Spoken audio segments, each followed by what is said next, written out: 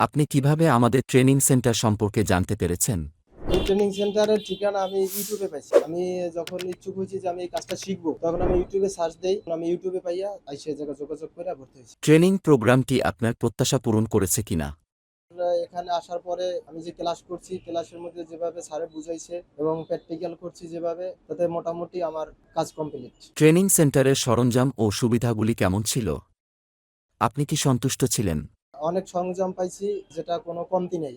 যে কাজের যে প্রয়োজন যেটা ওই সময় ওইটাই আমরা ঠিক মতনই পাইছি। আপনার প্রশিক্ষক জামাল স্যার সম্পর্কে কিছু বলুন।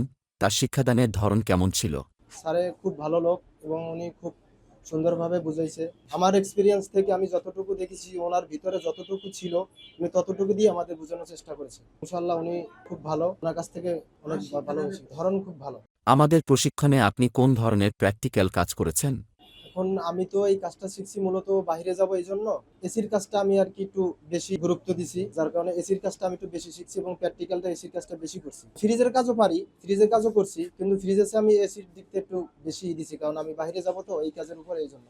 আপনার বন্ধু বা আত্মীয়স্বজন কেউ যদি এসি ফ্রিজের কাজ শিখতে চায়, তাদের জন্য কি পরামর্শ দিবেন?